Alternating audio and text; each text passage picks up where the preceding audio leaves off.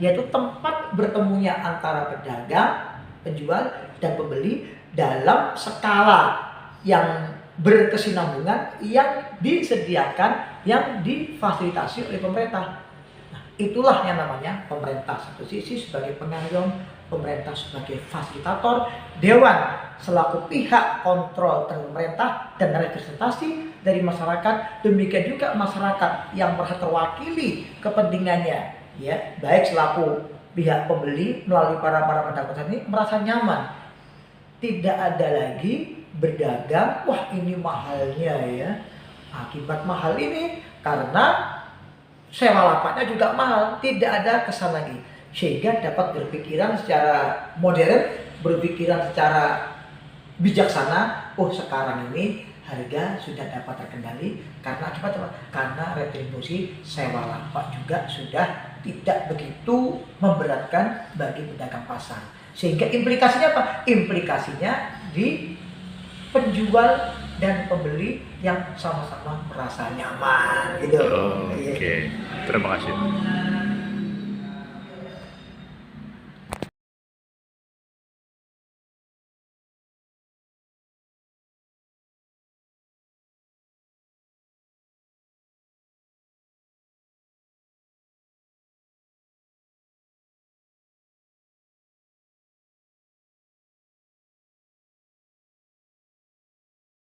Assalamualaikum warahmatullahi wabarakatuh. Hari ini kita wawancara eksklusif kepada Bapak Eko Sumarno, Sarjana Hukum, yang mana beliau mencermati dan mengamati terkait dengan adanya aksi damai yang dilakukan para pedagang ke DPRD, dan beliau juga menanggapi. Mudah-mudahan ini menjadi bermanfaat bagi kita. Demikian informasi yang kami dapat. Selaku tokoh masyarakat, yang mana kita melihat saat ini ada beberapa orang, ratusan ya, datang ke DPRD terkait dengan retribusi, yang mana kehadiran para warga ini adalah pedagang pasar yang saat ekonomi susah mereka juga mengeluhkan dengan adanya pajak retribusi yang cukup tinggi. Nah, sampai sejauh mana Anda sebagai tokoh menyikapi ini? Terima kasih Drago Mas Taufik, Edison Esprek. Ya. Jadi dalam rangka menyikapi adanya suatu ketidakpuasan atas layanan pemerintah terkait dengan ada upaya atau kenaikan dari retribusi para pedagang pasar terkait dengan sewa mungkin ya. Jadi tindakan masyarakat pedagang pasar untuk datang menyuarakan hati nurani mereka ke dewan itu adalah suatu langkah yang tepat. Karena Dewan DPRD Kabupaten Kota Barat sebagai cerminan, sebagai refleksi, sebagai perwakilan rakyat yang diwakili, tidak pandang rakyat kelas apa, dia datang untuk menyuarakan haknya yang saat ini terusik di saat kondisi ekonomi yang lagi jalan, apalagi masalah pasar. Saya sebagai yang pemerhati di masyarakat global, utamanya pemerhati hukum, atas kilas balik tindakan sebagian warga masyarakat, para pedagang yang berarti stand-stand pasar yang dikelola oleh Dinas Pasar Kabupaten Kota Barat, tentunya harus responsif, harus betul-betul mengambil langkah bijaksana, karena salah satu tugas pokok fungsinya adalah pengawasan terhadap kinerja pemerintah, control of government.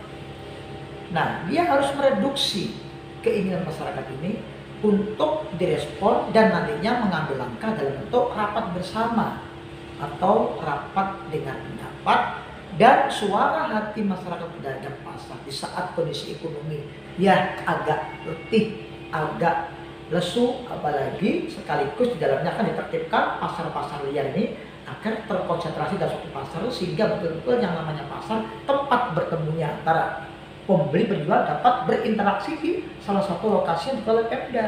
Dengan catatan tadi ini, saya sangat setuju dan sependapat manakala untuk kenaikan retribusi apapun nunggu terpilihnya bupati hasil pemilihan umum pilkada serentak.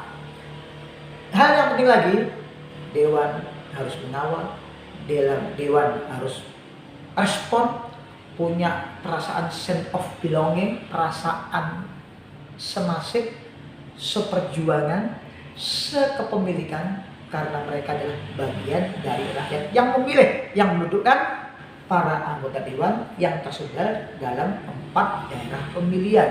Jadi itu Mas Taufik. Nah, kalau kita melihat untuk tingkat kelogisan dalam satu kenaikan pajak retribusi ini, apakah mereka dilibatkan dalam satu RDP nanti untuk pembahasannya, atau bagaimana kira-kira kalau dulu sudah pandangan sendiri? Iya betul. Yang tahu, yang terdampak atau terkena dampak dari semua itu adalah para pedagang atau para penjual yang menduduki lapak-lapak yang telah disediakan oleh dinas pasar. Artinya karena mereka pelaku langsung, mereka harus diajak urun rembuk. Dari dalam RDP nanti ini melibatkan satu adalah mereka para pelaku pasar yang menempati stand-stand yang disediakan oleh pemerintah kabupaten melalui dinas pasar, diajak rembukan anggota dewan dan unsur pemerintah kabupaten, tentunya diwakili oleh dinas pasar beserta organ-organ yang dianggap penting yang lainnya.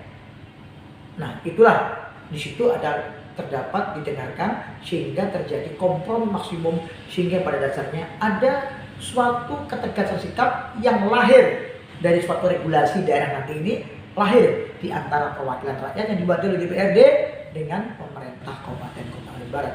Harus dia diajak rembukan karena mereka pelaku, mereka yang tahu dan mereka yang mengalami, sehingga berapapun tarif yang akan diambil oleh pemerintah daerah nanti ini berdasarkan suara bersama, permusyawaratan bersama atas dasar kondisi yang senyatanya yang terjadi di tiap-tiap daerah, khususnya di daerah Kabupaten Kota Barat. Oke, terima kasih. Harapan selaku Bapak melihatnya bagaimana nanti ke depan? Jadi gini, harapan saya selaku pemerhati, utamanya pemerhati hukum lah, dalam lingkup Kabupaten Kota Barat dan sekitarnya, bagi masyarakat khususnya harus kita berpikir yang jernih. Apapun bentuk sikap yang sudah termotivasi dari masyarakat secara umum maupun pelaku pasar, ini adalah pembelajaran kita semuanya. Satu hal sentral poin dari semuanya, ayo setelah nanti ini dapat tercapai kesepakatan yang lahir antara kompromi maksimum berdasarkan resapan dari masyarakat yang dituangkan dalam bentuk regulasi oleh Dewan beserta pemerintah Kabupaten Kota Barat. Ayo masyarakat itu juga mempunyai kepedulian sangat untuk membangkitkan ekonomi Kobar ini melalui belanja, melalui transaksi ke pasar-pasar tradisional milik kita, sehingga apa arti pasar seperti ini dapat termaktub di dalamnya, yaitu tempat bertemunya antara pedagang